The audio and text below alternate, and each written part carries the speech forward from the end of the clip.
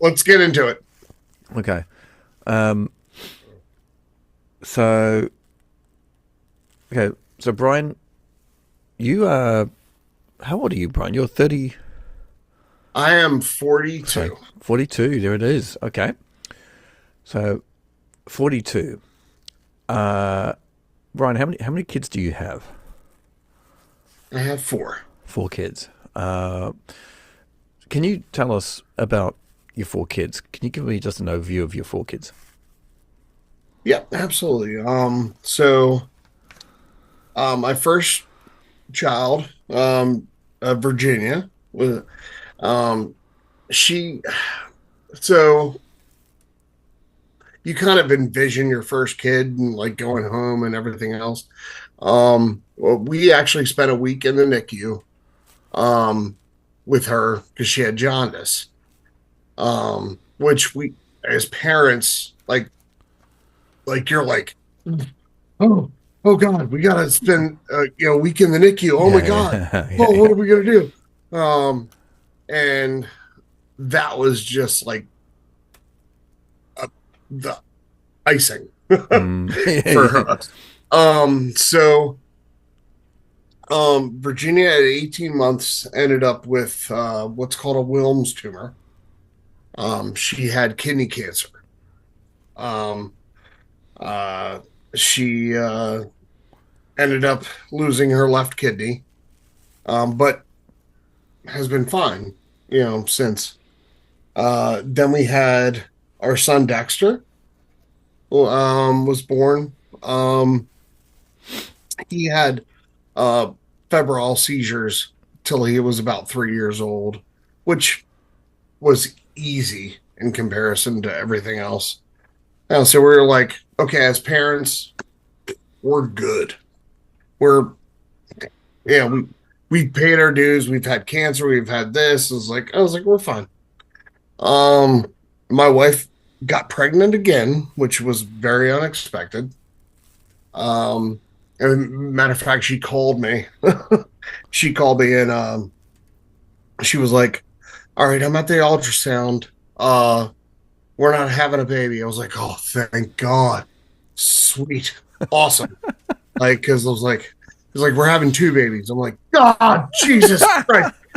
Oh, fuck. You fucking sure? So we were having twins at this point in time. And I was like, okay, okay.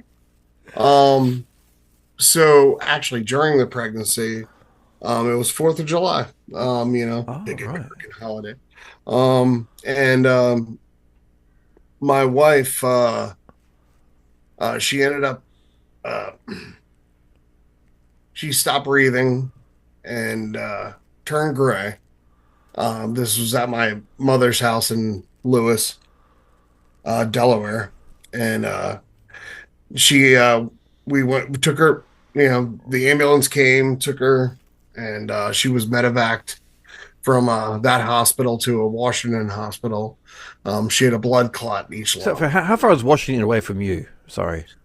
About 2 hours, two Right. and a half. Wow. Okay. Jesus. Okay. Yeah. Then so they medevaced her. And oh, from me personally, like right now it's only like 20 minutes, but from where Okay. we were, it was about two and a half Gotcha. hours. Yep. Okay. Yeah. But yeah, no, yeah. So uh, the twins end up coming at 24 weeks. So they were born 16 weeks premature. Um, my son was 1 pound 15 ounces. My daughter was 1 pound 11 ounces. Um, we had what's called the Hugen room, is what I referred to it as, because that's our last name. Um, and that was the room where they told us our kids were going to die, several times in that room. They offered us solutions for our son because it was boy girl twins, to offer him what's called comfort care. which is to allow him to pass away peacefully. Mm. We chose not to because we wanted him to live, which Mm. seems Okay. like an obvious choice for a parent. Um, but yeah, they spent 177 days in three different hospitals. The fact that they were twins, they weren't always the same one. Um, my son had brain surgery at Hopkins while my daughter was having heart surgery at Franklin Square, literally the same day. Wow. Um, so my wife and I had to split and kind of go our separate ways. To it was like, okay, you'll call me and I'll call you, and vice versa, whatever, to make sure that everybody's okay. Um, when we got them home, they were on oxygen, both of them, SHLO medications. We were feeding both of them through NG tubes, which we knew how to drop and how to, do all that stuff. It was basically like a little hospital ward at our house. Um, we go through, about a year or so of that, and um, you know, it would be peaks and valleys, peaks and valleys of stuff. We'd go back to the hospital for several weeks. We'd come back home. One would go, the other would stay. One would go, the other would stay. It was a lot of up and down for a while. Um, Eventually, they did diagnose my son with cerebral palsy, what's called quad spastic cerebral palsy. So it's all of his limbs don't have any. It's not that they don't have any function; they don't have any controlled function. Mm. So uh, it's he can't feed himself, he can't you know walk, talk, those types of things. Um, then so I get home from work. I was working overnight at the time, and my wife said, "We need you to look at Celia's belly." And I was like, and Celia was the youngest daughter, one of the twins. And I was like, okay, all right. So I go over and I feel it. And it felt like Virginia's when she had cancer. Mm. And I was like, she has cancer, doesn't she? And she's like, you don't know that. And I was like, okay, take her in. Let's see what happens. To be honest with you, I honestly thought it was going to be a Wilms tumor again. I thought maybe she'd have kidney cancer again, but in this case, it was hepatoblastoma, which was liver cancer. Um, this time, we actually had to go through chemo. So we went through chemo, and it was right before COVID hit. I'm talking days before COVID hit, that she had her liver transplant, Wow. because she needed a liver transplant, which So how old was she when she had that? she was 3 years old. Right. Um, and so she had the liver transplant, which I wasn't able to do, even though, so my wife wasn't a match. I was, but due to my lifestyle, we'll say, I was unable to provide my liver for her. But luckily, my wife's cousin was able to do so, and provided the liver, and and like I said, I mean, it's one of those things where you know she has to take she has to be precautionary the rest of her life, but she's alive, So, and then after that, the only thing that happened was Ben developed seizures. Yeah, so he developed epilepsy as a result of the CP, which we kind of, I don't want to say anticipated, but we're we were aware that that was a possibility. So you know, But yeah, that's where we are now. Someone who, someone who's listening, excuse me, someone who's listening to this, um, um, would be perhaps in awe of how what you as a dad and as a parent and your wife as well, of course, here, what you've been through, because we we go through as a parent, we have a raft of emotions, kind of becoming a parent for the first time, and then it can kind of go either way. Um, we can either find ourselves like you guys did, in a hospital for either a short time or long time or multiple visits, and then you have operations, and then you have all these things, and it's such a it's so varied. The experience that we get as dads, right, and as parents. But I focus on to dads because you're a dad, and this is a podcast about the real, unfiltered dad journey.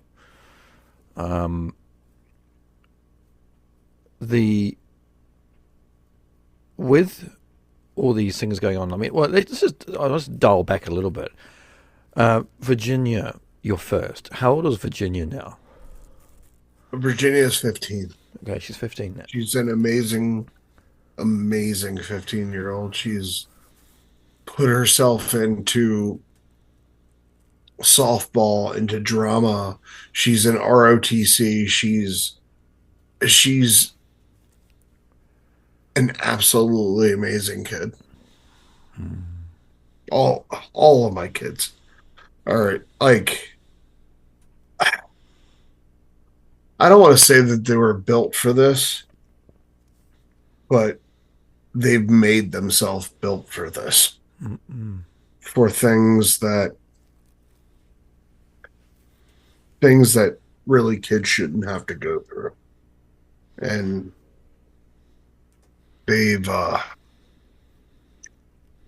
it, like I said, I mean, as as the shepherd, I just watch over them. They define themselves, Yeah. and they really have. What about Dexter? Dexter was your second. How old's Dexter now? Dexter is 11. Okay, so he was on the scene 4 years 4 years after. Um, um, and then the twins came on the scene. How old are the twins now? Twins are 8. 8. Um, Now, I mean, I kind of we have two kids. Um, we're very blessed to have two kids, and I know that two kids, one kid is sometimes one kid is hard enough. You have True. four, and you have Yeah. four children who have had very unique, difficult starts to their lives, and some, and still have significant challenges to how they operate. I, and then of course there's been a very new and very recent challenge which has come onto the scene. Yeah. Um, I want to come to that, Bryan, in a bit, but because I think that's a very You just very let me know when. yeah, I want to come into that, and I'm not trying to make this build up into something, because I think that we want to get a. It's such a big thing, so I want to get other No, things, talk about other things first, no, and then come sure, into that. sure, sure. No, absolutely. When you found out, that you were going to be a dad, if you dial back to when you, the day that you and your wife and you found out that you were going to be a dad, how did you feel? So, all right. So I got to be honest with you. All I wanted was a dog. All I wanted was a fucking dog. Um, that was what because I mean, I grew up with two brothers, a younger and an older brother. I was like, I just want a fucking dog. I was like, that sounds awesome. I was like, my wife was an only child, so she wanted like 12,000 kids. All right. And then, so, so the way she told me, I'm a huge Seinfeld fan. I love Seinfeld. And she bought me this shirt. It said, "You got one past the goalie." I love it. Right. And she's like, "I got you a shirt." And I was like, "Oh fuck." And I was like, and she was literally standing next to the stairs. I was like, all I gotta do is push you down, and then we don't have kids. She's, but honest, so like all that aside, when Virginia came to be, I have never felt more complete in my life. I really haven't. Mm. I've never felt like there was a reason for me being here until that moment. And after that, I was hooked. I was like, I want more kids. And she's like, shut up. And I was like, no, I do. And it's just like, and I didn't want four kids, but I mean, like, but, no, I mean, like, I was like, I was like, I feel, it wasn't even that I felt important. I felt like that I mattered, you know, that I mattered, and that maybe I could show her some cool shit. Maybe I could show her some things that, maybe I could show her some things that I did bad, to show her where to not go. And maybe I could show her some things that was like, hey, this worked out for me, but didn't seem like it would, but it did, Mm. and like I felt like I had a purpose. And I had never felt that way before. Mm. I really didn't. Did you ever You want know, to? Did you ever want to be like? Did you ever think about growing up? Did you ever think about having kids or no? no, fuck no. Fuck no. No. I was a musician. I just Mm. wanted to play music. That's all I wanted to do. And I mean, for those who are not seeing what I'm seeing is that behind you, you've got an array of guitars on the wall here. oh yeah, yeah, no, So this is your studio. Is this your studio we're in? yes, You're right. yeah, yeah. And you mentioned we've spoken about the studio before, and I like. It's always interesting when someone talks about something and then like you kind of see something. It's like it's never what you imagine things to be, right? And Oh yeah, I love the red. It's a red wall, and oh on yeah, one red side and it's got like black. red and black on that checkered side. Yeah. Mhm. Just Yeah, yeah. I love red. My school has got red tiles on the floor and stuff like this.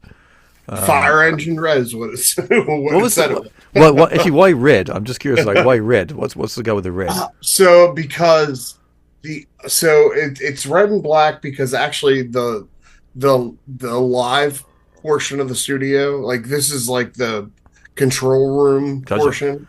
The live room is actually black. gotcha. But it's got some little pieces of red in there and stuff like that. So, but And what actually after COVID, I turned it into a movie theater anyway. I mean, So this is in your house, isn't it, Brian? This is in oh, your house here. Like, yeah. it's just, we're Oh just yeah. giving people Well, like the all-encompassing picture of where we are. well, because nobody was coming in the studio, and it's like my kids needed something to do, so it's like, all right, so we turned into the movie theater. Fantastic. But What a great no, I thing. mean, it's like, no, that's, I mean, and that's the thing. It's like, it's like, so a lot of people like think like, because my life has always been about music, Mm, and like, so people always think it's like, oh, so you're pushing your kids into music? I'm like, um, no. I was like, mm, yeah. because it's like that wasn't pushed onto me, and I don't want like if Mm, they want it, absolutely, I'll show them the fucking world. yeah. I was like, but if they don't, like my Mm, son is into sports, yeah. totally into football, Mm, totally. Like he can he'll watch a game and like and I'm talking American football. All right, so it's yeah. not Yeah. soccer. For the other half of the world that don't know Not what football, like, but American football. yeah. And like, but he'll make the calls before the ref does, and because like he's smart, he follows it, and more so than I can. Like, and I'm and it's like, fuck, dude, that's awesome, but that's the thing. It's like, I think with kids, is like you gotta let them be themselves. You Mm, have to, like, I don't want to push what I was on them. I was mm, like, no, look, if they're interested, if they want to follow that path, that's great, and I can show them what I can. mm, If not, I'll show them what I can of what they want. But maybe it's just supporting them and saying, yeah, go for it. yeah. But I don't want to do that whole, hey, you're a boy, you need to play football. Hey, you're a Mm, girl, you need to be a cheerleader. mm, I was like, that's not what I want. I mean, mm, because like that's, to me, it's like I want them to feel like they want to do what they're doing, mm. you know? But What, like, how has becoming a dad changed you, do you think?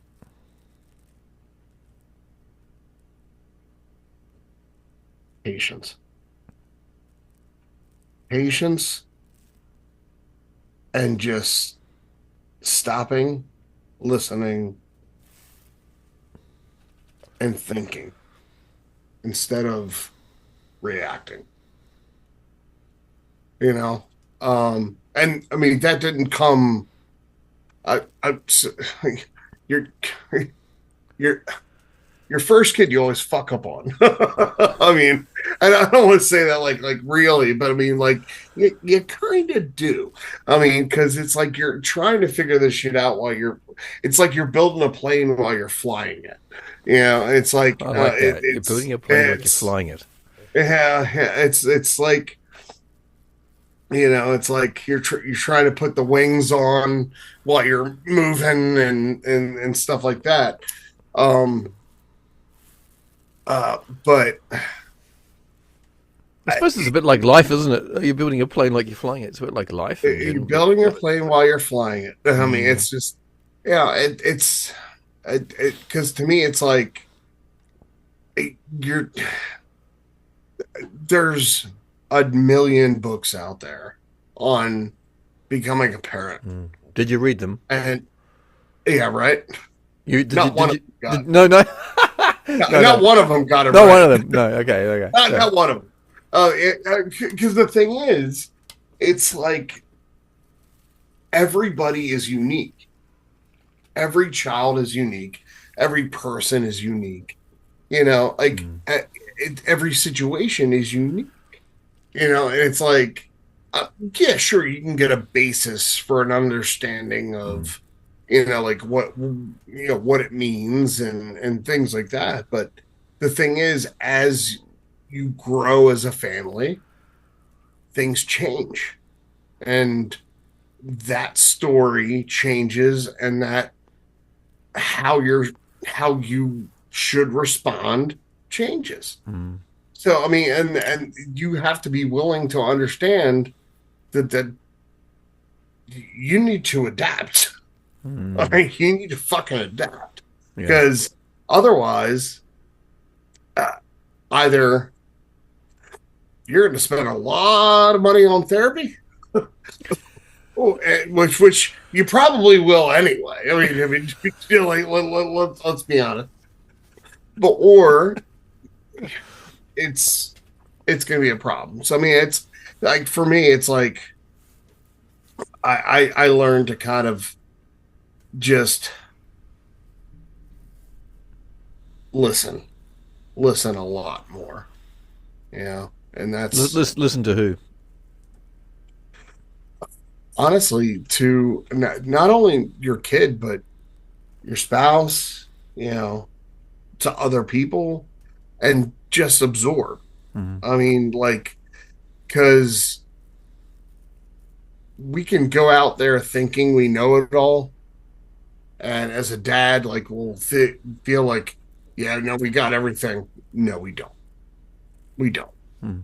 And I think once you accept that, and once you can kind of bring in, like, whether it's stuff from your father, whether it's stuff from your wife's father, whether it's stuff from your, yeah, whoever, Mm. and bring in all that information and utilize it. I mean, because it's information's. I mean, like, it's all a matter of what you do with it.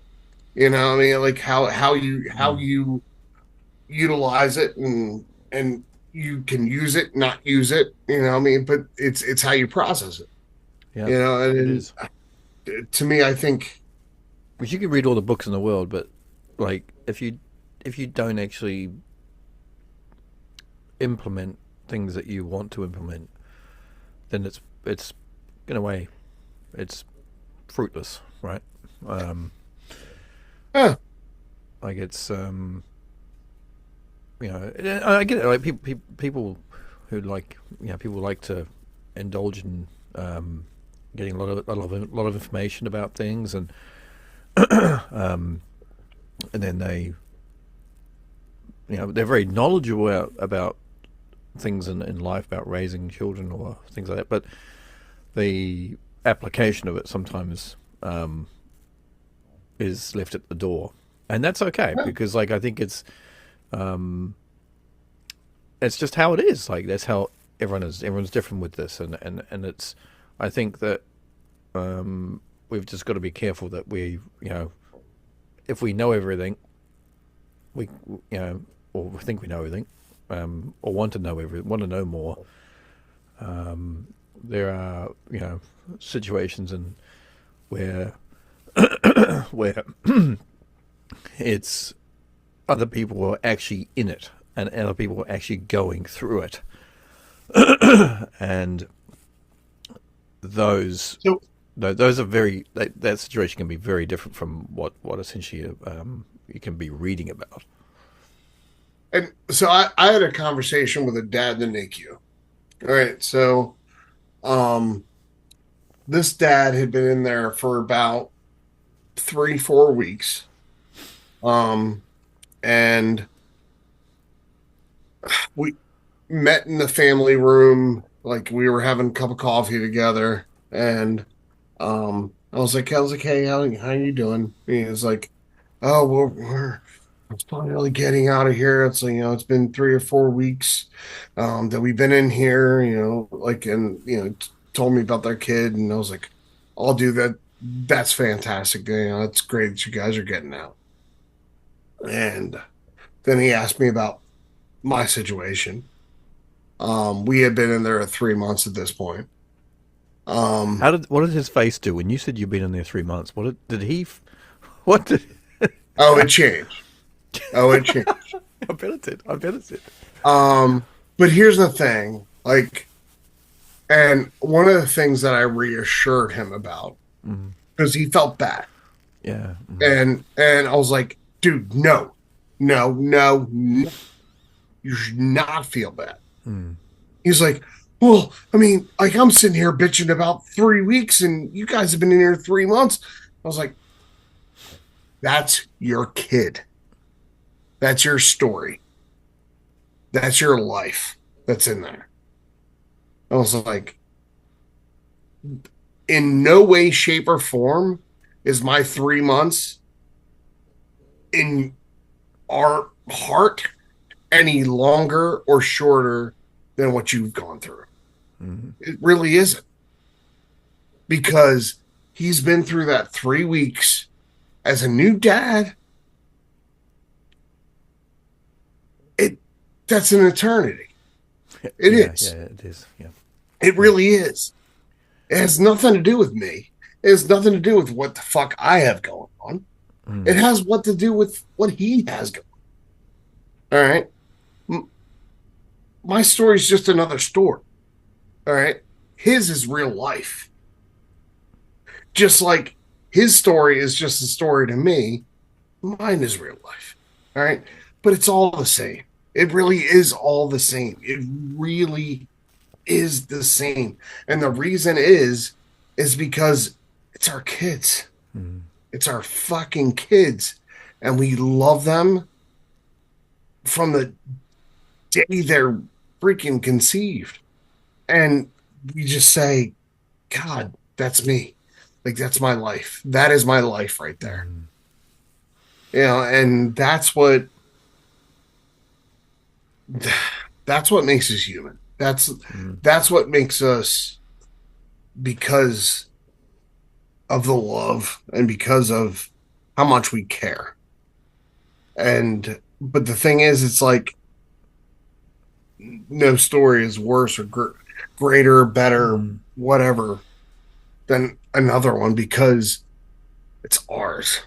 Mm. It's ours, and we own it. You know? Yeah.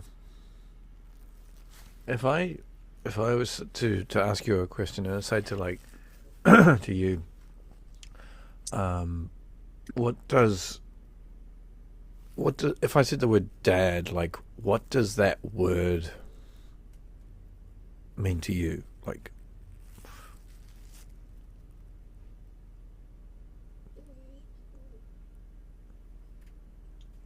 To me, to my kids. I mean, I think it has multiple meanings. You know, I think it depends on perspective. Like to me, it's like when I think about my dad, I think about strength. I think about knowledge. I think about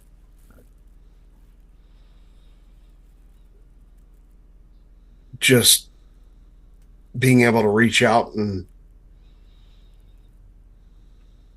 someone to hold on to. When I think about it from my kids' perspective,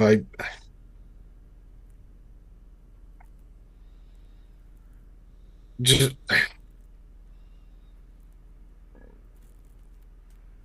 I just hope it means love, you know. And that's because to me, like as a dad,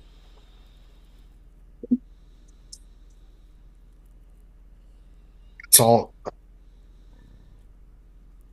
that's the one thing I can provide them with that I never have to worry about is love because it'll always be there. No matter how much money I have or how little money I have or how much I, if I'm alive or dead, if I'm whatever, that will always be there and that I can guarantee them.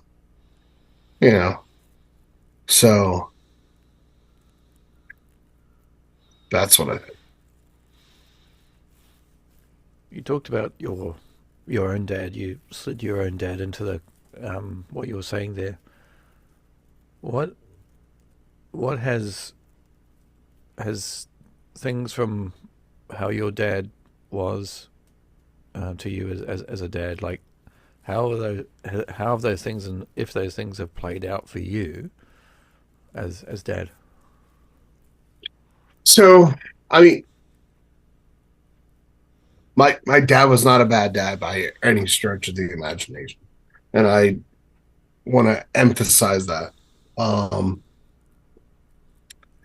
my dad was very much product of the times.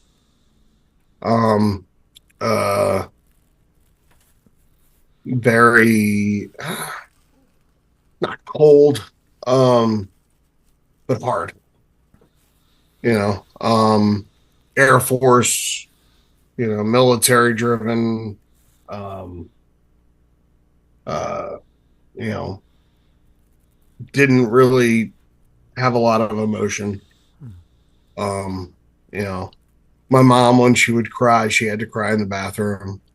Like she couldn't cry in front of us, you know.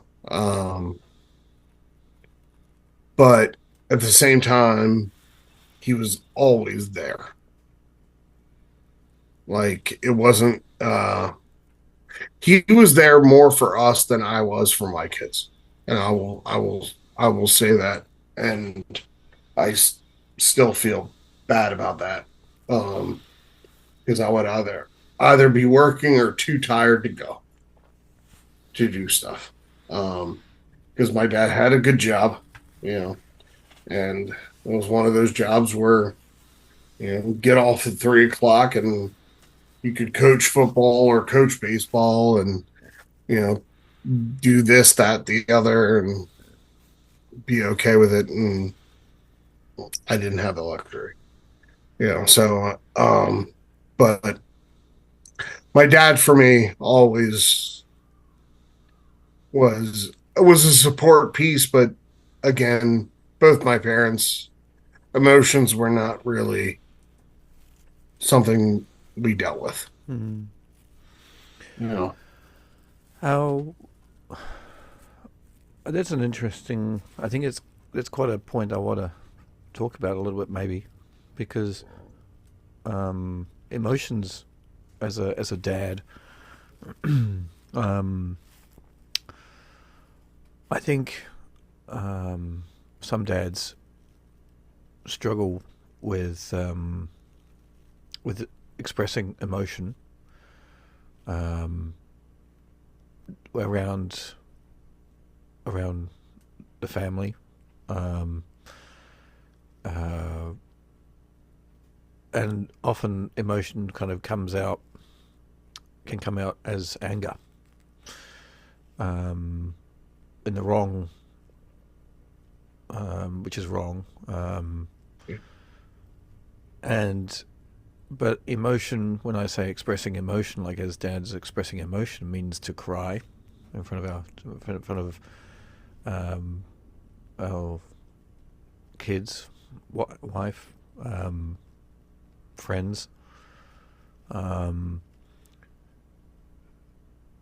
that then I really feel like it's a from I feel like it's important to have that release. It's a bit like a balloon, um, and when we cry, it kind of just takes out a bit of that air. It kind of releases the pressure in the air inside the balloon. Um, how what does that look like for you? Um, and how does it look like? It's going to go back a bit. How does that look like? Did you decide to, maybe not decide, but how did you make a conscious decision to, um, you wanted to be more open about how you felt about things, or was it like that you felt that, because I guess your dad didn't, I don't know, did your dad show any emotion in front of you? If your mum had to kind of go and cry in the bathroom, I guess not, maybe. so I mean, with I know my dad really didn't show any emotion, but I I've always kind of been, I guess, more of the sensitive.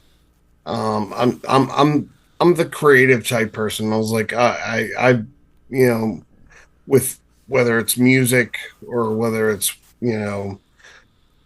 film or whatever the case may be, I've always liked the creative aspect of life. Um, and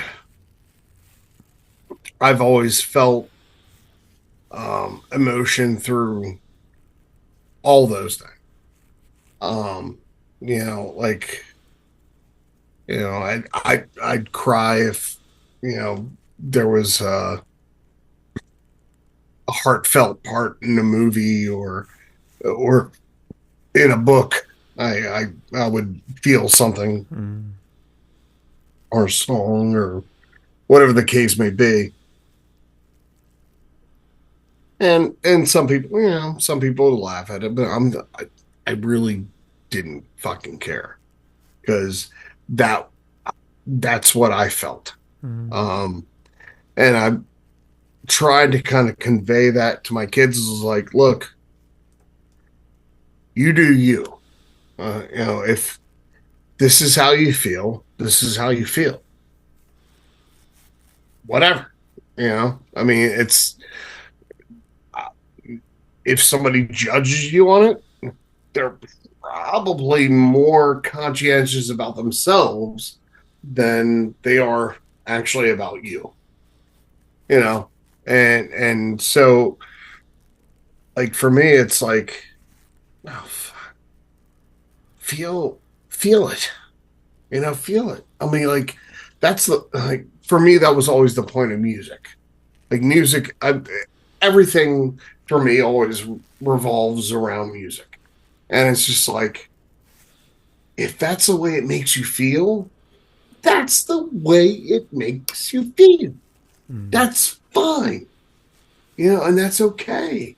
That's good, It may not be what the artist intended, and they don't fucking care because you feel it. All right. And that's, if you don't feel it, then yeah, they probably care because like you're not gonna sell any fucking records that way. But if you do feel it in a certain way, you feel it. And that's what's important. It's like, I've written songs and shit like that, and I've had people come back to me and say it's like this is what they thought about that song. And I was like, fucking completely different Yeah. than what I had intended. Mm.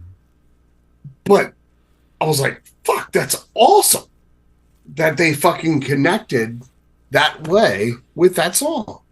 Mm. And it's just like, as an artist, that makes you feel good. And Mm. it's like, I mean, and the thing is, it's like, like my kids, doing listening to music and listening to different things and getting different feelings from different things and stuff like that. I was like, that's what I want. I was like, and it's not. I guess it's one on my own, but like, I want it because it'll allow them that freedom to kind of express themselves through something else, Mm. you know. But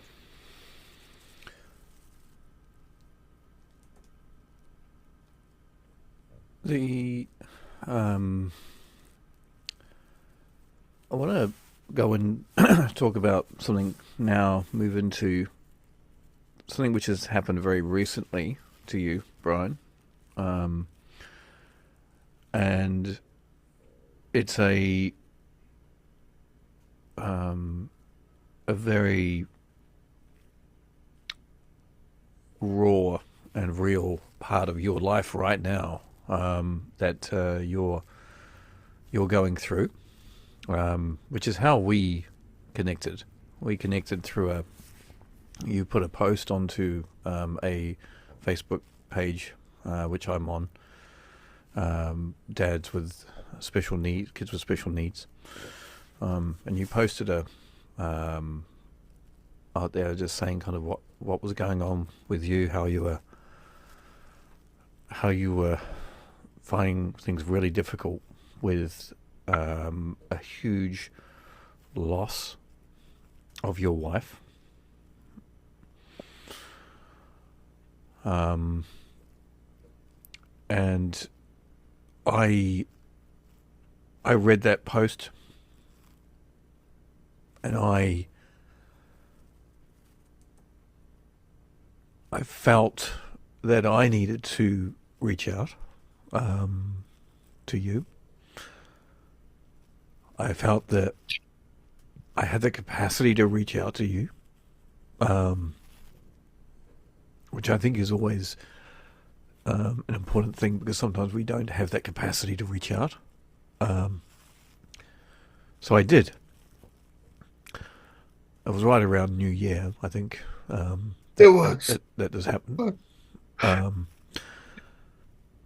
and I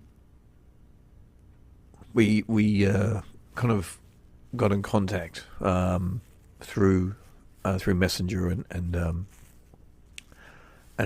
I I I knew that I obviously was unable to solve this this huge event in your life, but what I wanted to be was someone on the other side, You are. You who was are. able to be an ear to a part of your world where um, I I can I can listen and empathize with what is going on in your world, what has kind of gone on in some form, um, and I I'm so glad I did this because um, I think that we we have moments where we can do this. Like as dads, we have moments of I don't know, just the capacity. I come back to capacity to do this because it's something maybe we I don't know what it is, but I reached out and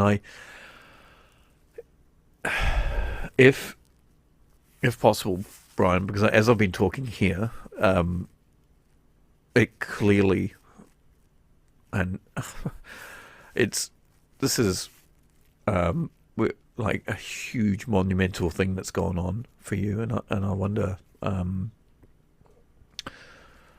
uh, you know, this you you lost the you lost your rock back in early December. I think it was early December. Is that correct? Yeah. December 1st. Um, and I think that if there is many people listening right now um, would be just like myself, having this kind of emotion, which I have right now, because I think it's a such a it is an extremely devastating thing to have happen to anyone, to lose their rock, their partner. I was this year would have been 25 years 25 years. we were together. It would have been 18 years married, but 25 years. 25, quarter of a century of our life. And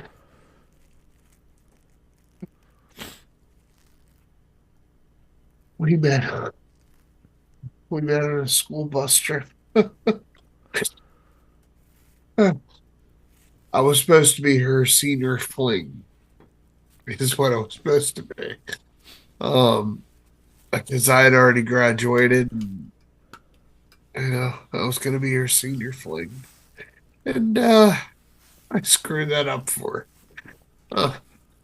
Ended up sticking around a little longer. 25 years longer. Yeah.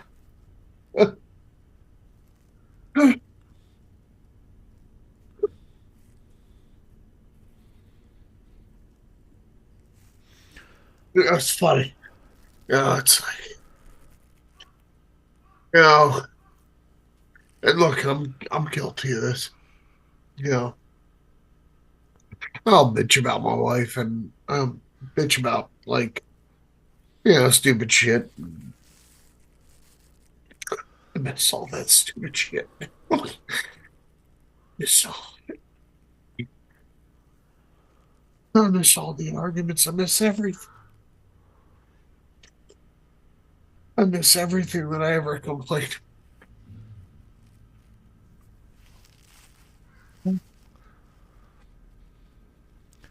But it's okay. I've got four kids I've got to take care of.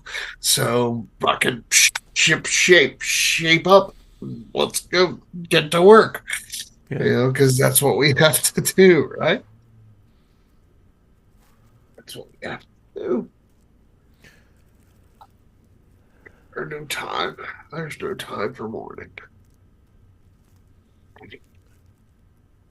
It the it's something which I've said to you. We've said it before. Is that I like I don't I'm not a professional in this sector, and you came back to me and you said I don't want you to be a professional. That's a good thing, or something like this. I don't want you to be. Um, and I think that for me, that kind of um, been that actually I think made it a lot easier, because I think that people who um, around around you, or people who these situations feel like they've got to um, they don't know what to say, they don't know how to act. um, I Makes two of us. um, I wonder, because this is a huge event of grief and trauma, right? This is something which is still very, very fresh, and for you, Huh. and your children as well. Yeah. It's starting. So that mean I gotta be honest, like just speak on that a little bit. Like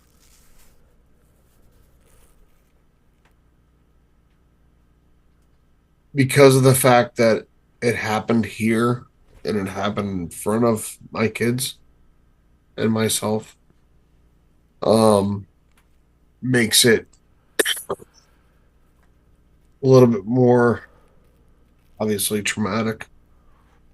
Um, but what's bad for me from this perspective, aside from the obvious, is so my youngest daughter coming up to me and asking me, "What are you going to die?" And then having to face that question. And that's a question that, as a dad, you don't anticipate, you know, because they don't want you to die. They tell you that, and you don't have an answer for it. And that makes them more scared Mm. because you want to be honest, but you don't have an answer because there is one.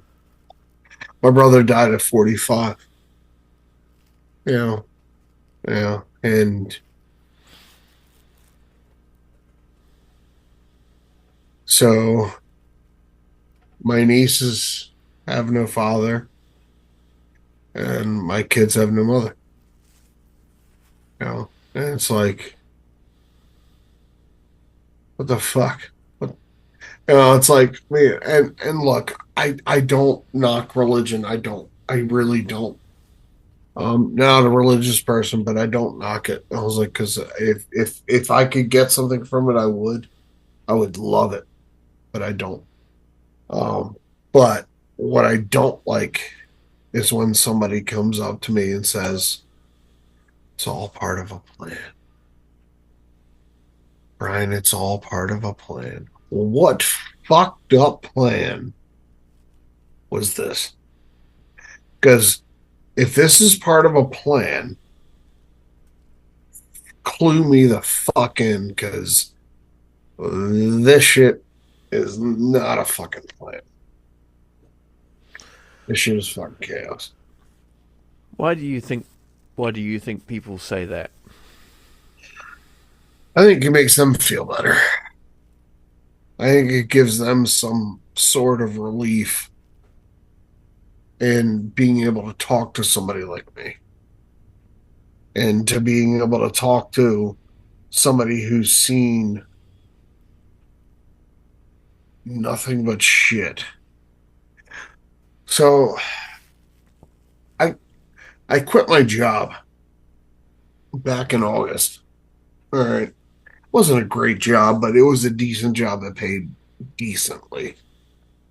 Um I quit it because my anxiety and it was I hated it.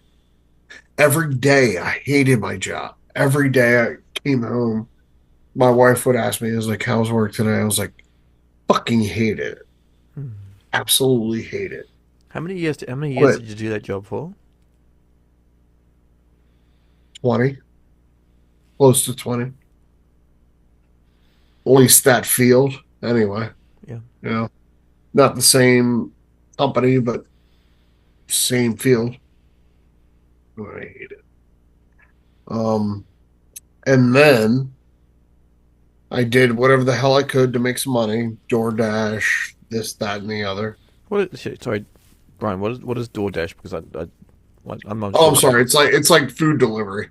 It's like I would just deliver food from McDonald's or Pizza Oh, okay, Hut or okay. So you kind know of like whatever Uber whatever. Yeah, I Uber mean Eats just kind of Uber Eats kind of yeah, thing. yeah, yeah. Uber Eats. Yeah, Gotcha. yeah, Okay. Uber Eats. Yeah, yeah, Okay. yeah. So you did. Um, So you were doing that. I just want to get a encompassing picture yeah, as no, to no, sure, like sure, sure. to No, no, it makes sense. what you Um, you did this because um I needed to make some money. you need to make some money. Yeah. Yeah, And for the for the for the family, family. right? This is what Yeah, like like yeah.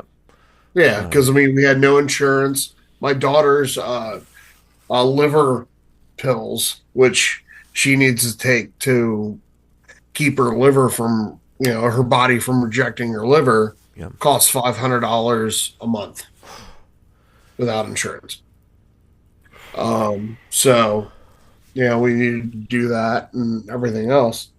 Um, so, but then I got a job with uh, another company, a company that would change our lives forever.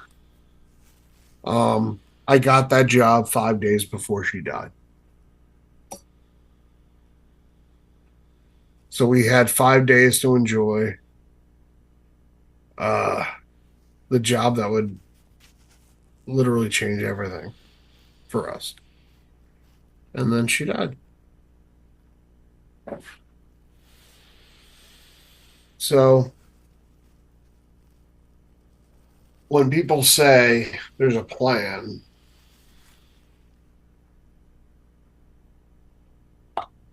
I have to say, fuck that. mm. There's no plan. If some like if someone was to meet you, um, someone was to kind of meet you on you're sitting in a cafe on a rare moment that you might sit in a cafe, because I know that would be extremely tricky with the situation that Yeah. you're in, All right? right.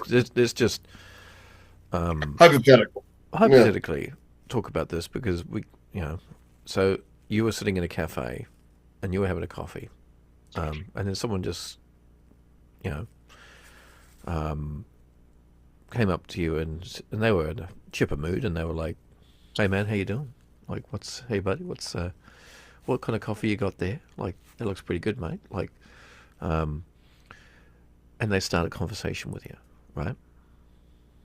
Um, and then you you tell them what you've got. You've got your coffee, what it is, and recommend it because it's nice. And then they say, "So what do you do, mate? Like, you got kids? You got like you married? Oh, what's the go? You lived in this area, way?" And then they sit back and they're sipping away, and then you proceed to perhaps, you feel that you feel like this is an opportunity to, maybe this person has the, you feel like you can tell them something here. Um, what for you? I want to help people who are listening right now. This is the goal. Is I want to try and educate, because I think this is something which I think is important, and we need to hear a bit more often as well. Myself included in this is, what would you what would you like for that person sitting there to do for you? What would you like them to be in that moment? That guy holding that coffee. So the one thing that I've always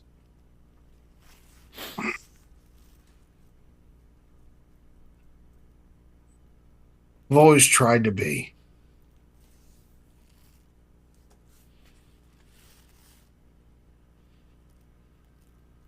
I actually love people.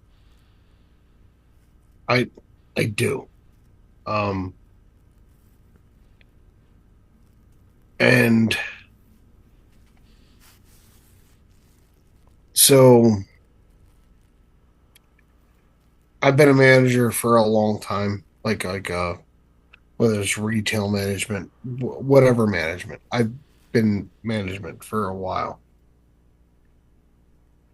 and my whole thing has always been to provide them with not only the resources but the hope to live their best life, and to understand, but also to understand that sometimes life doesn't work out the way you want it to. And that's okay. It sucks, but that's okay. You know, and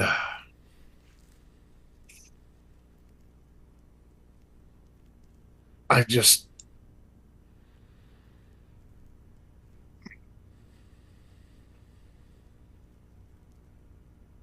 I just want people to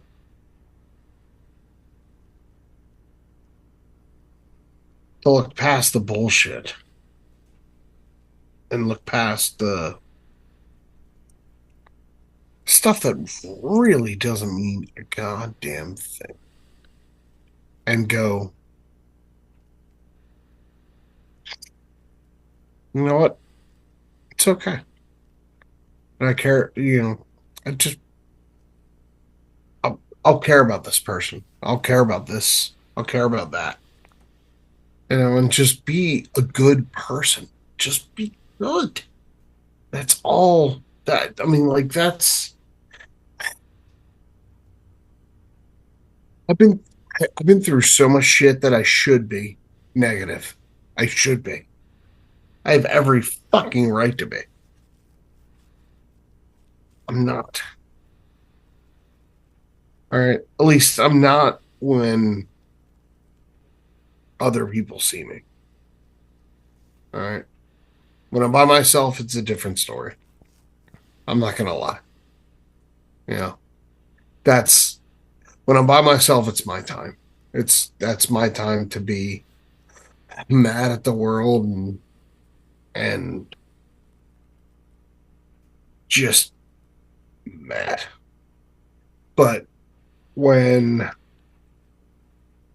I'm working with other people or whether even if I'm just walking past people, that's not my right to do that.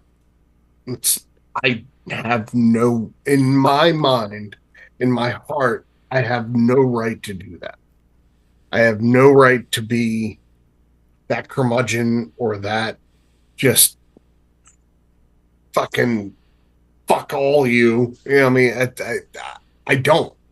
I don't ever feel like I have that right. And I think the more people feel that way, the better off we're all gonna be. And look, I think if one person has the fucking right to do that, it's me, but I don't. And so anybody who says like, "Oh no, fuck you, I feel this way because of this," okay, send them my way. We'll have a conversation, you know. And if they still feel that way after talking to me, all right, then they still feel that way. But I can probably change their mind.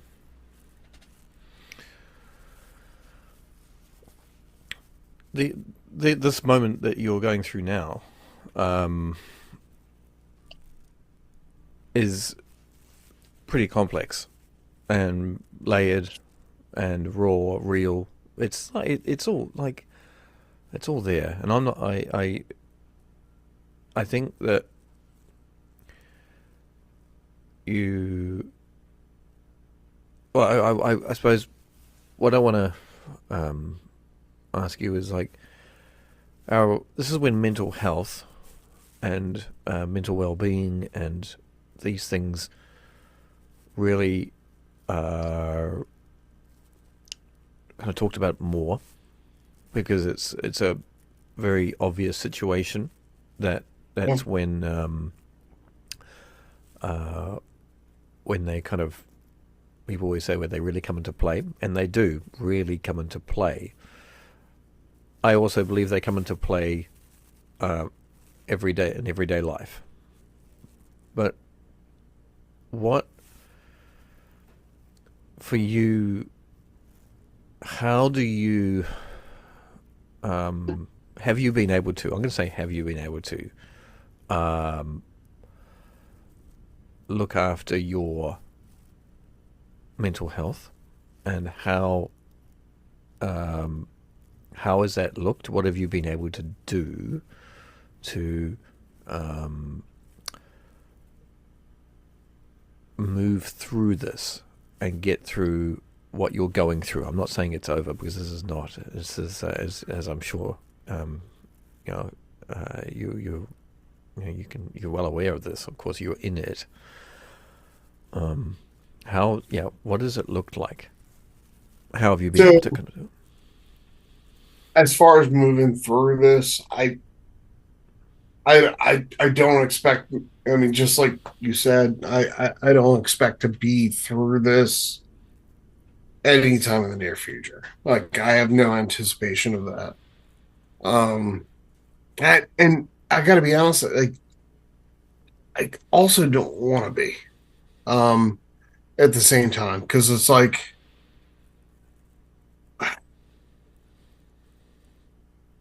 my wife wasn't just my wife. She wasn't just my lover. She wasn't just my friend. She was my person. So everything about me was because of her. Um, so it's much more than just a physical and even emotional love. It was in everything. Um, so that obviously I won't get over anytime soon. Um, So, and nor do I expect to. And I think expectations are kind of a big thing too. Like setting your expectations for how you're going to be is, I don't want to say crucial, but I mean, I think it can mean a lot. Because if you set your expectations to, all right, I'm going to be done this in about a month or two, don't, because you're going to fuck yourself and you're not going to be through it. You're not, and then you're just going to burn out so miserably. Um, so for me, it's like I have counseling. And aside from that, I gotta be honest, it's like, and maybe this was maybe my job coming to me at the time that it did happened at a really good time, but at a really bad time at the same time. Mm. Um, was I I love my work. I love what I do.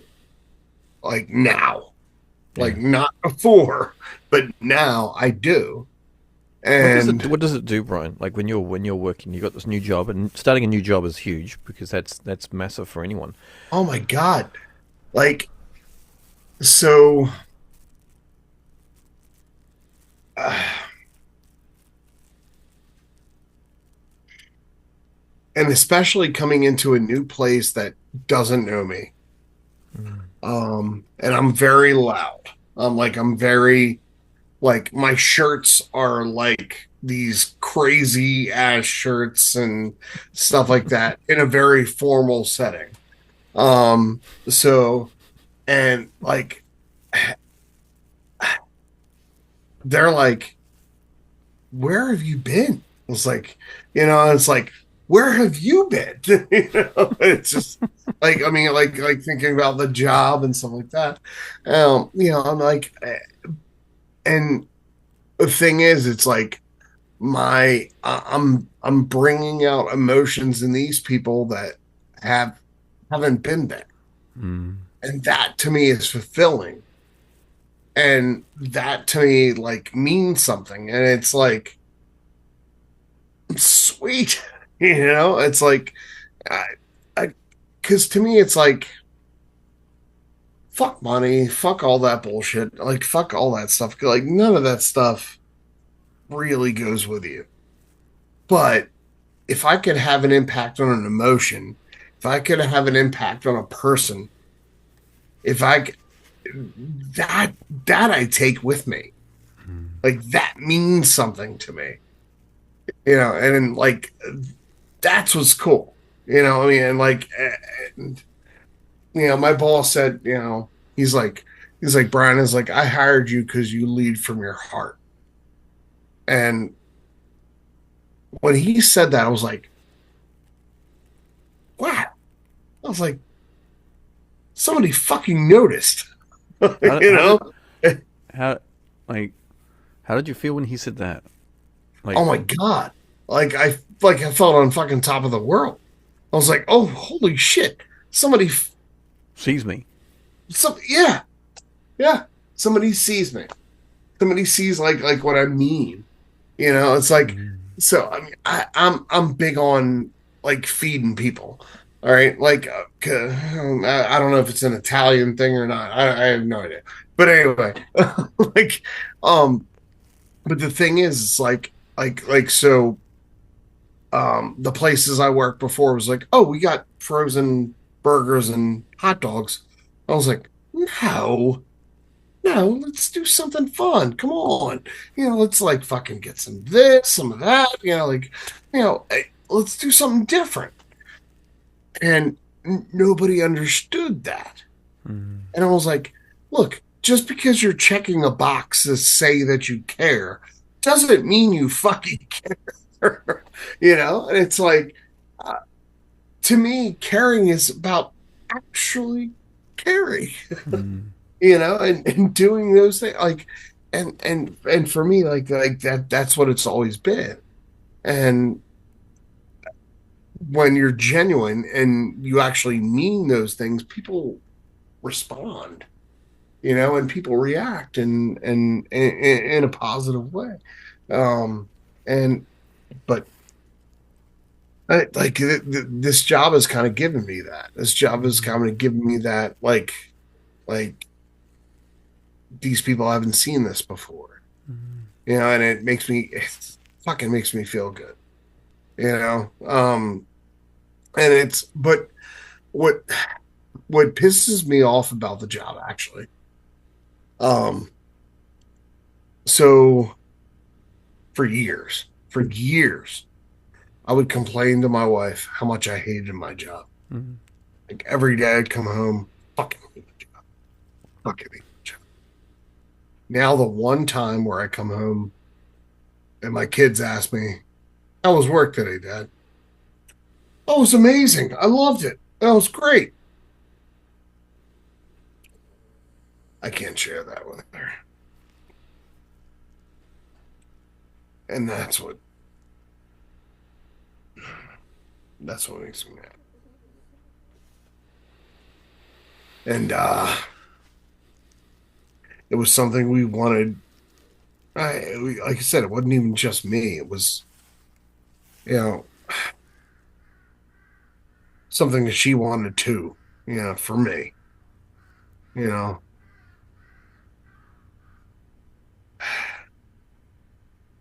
I'm 42.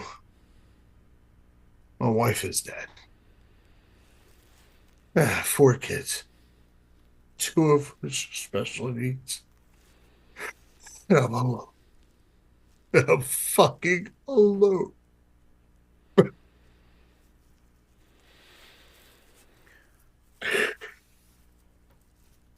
And I don't know what the fuck I did. I don't know what the fuck I did to deserve this. I, obviously, I did something. Obviously, somewhere I did something to fucking make this fucking happen. I watched her die.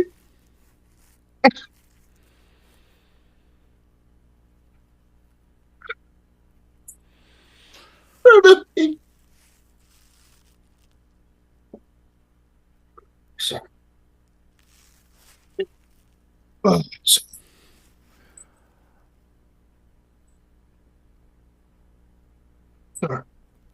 I'm trying to think of the right thing to say here, Brian. And I'm going to hold my hands up in the air, and I'm going to say I don't know what to say because I don't. I sometimes I think that if we don't know what to say, nothing is sometimes the thing to say because it's um and I I feel like um so many of us on the tip of our tongues feel like saying, and I do feel like saying I'm so sorry.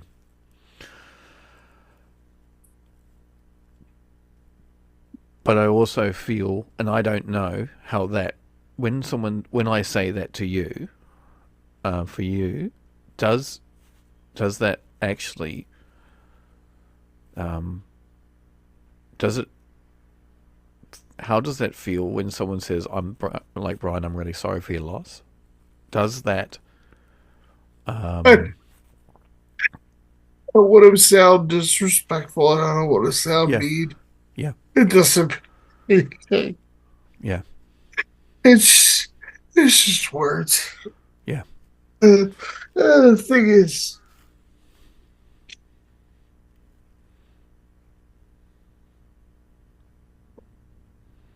my wife died 10 feet from where we're talking right now.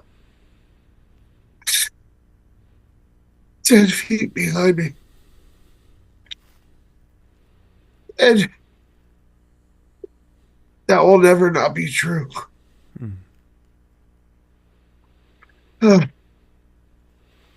and the amount of stuff my wife did was immeasurable.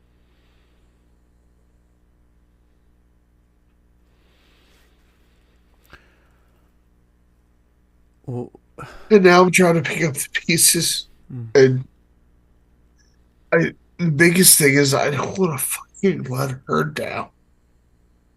And because letting her down means letting my kids down. And that means bad thing. um, but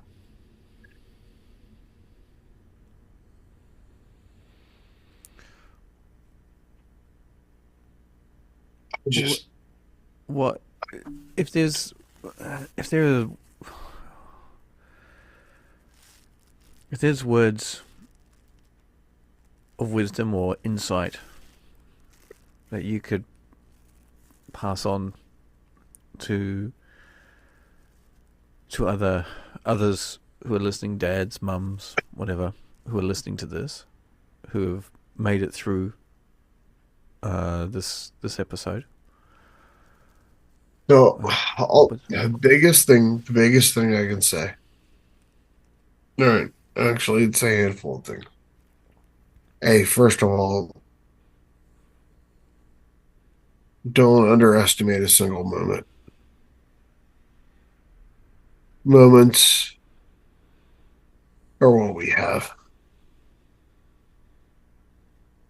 and they're not always there. At some point, those moments run out, and then you wonder where that last moment was. Second thing is learn. If you if you're a dad of kids with special needs and your wife is handling everything, learn. Don't anticipate them being there all the time because there may be a time where they're not. Learn. Take responsibility. Do the stuff, even if it's fucking hard. Do it.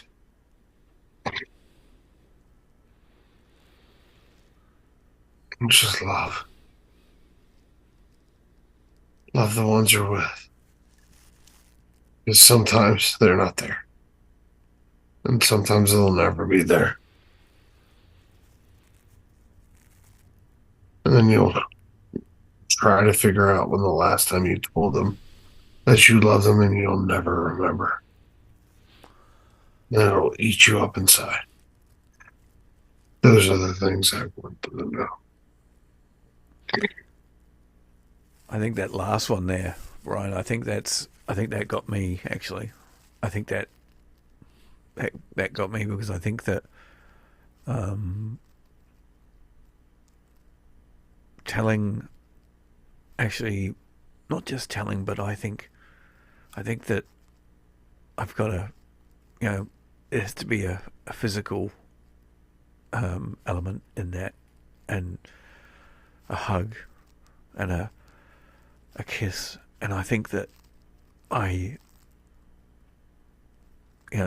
what you said is you think back to when you did that last, and I think that we take it. Oh, I so many of us, and I'm included in this, is we take it so for granted. We take it so for Uh, granted I know I did until we don't. until until it's too late. Until it's too late.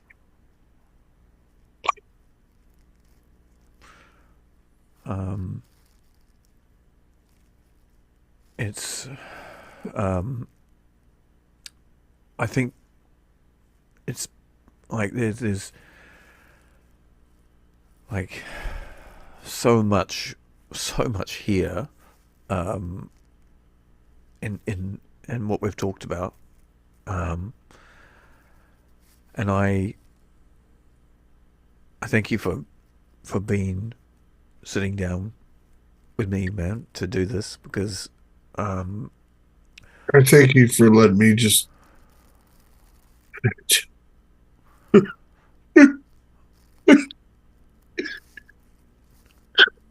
I I was, I was, I was worried about doing this episode, and sitting down Sorry. and because I was worried that, um, I think I was worried that I myself have been a very selfish kind of way of looking at not having the skills to myself to kind of manage this, to help you kind of get through it. You did. You did a great Um, job. I appreciate it. I'm sorry if I'm. Uh, no, but I think that one of the things that, um, the why why I kind of do this podcast and why I got up at 5:15 this morning. sorry. No, this is my routine, man. But why I chose to get up this morning at 5:15 on a Sunday when I could have slept in, and I could have got up at 8, 9, 10, or whatever whenever Jamie decided to kind of get up and um, thing. But is that I did this because I got up. I got up because I feel that for me it is for me to be to help you in a selfish way, for me to help you, um, um, because I think that as as dads um, we if we have that, I go back to that, circle back to that, um, if we have that bandwidth, we have that capability, we have the capacity to do this, and we want to do this, then we should do it. Um, and it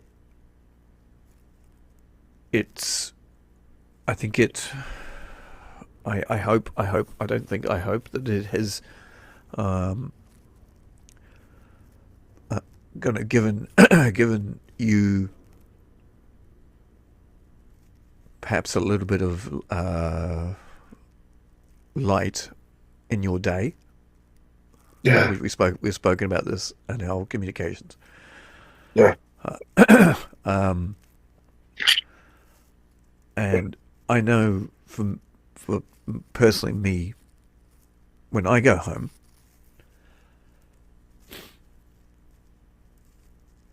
is I will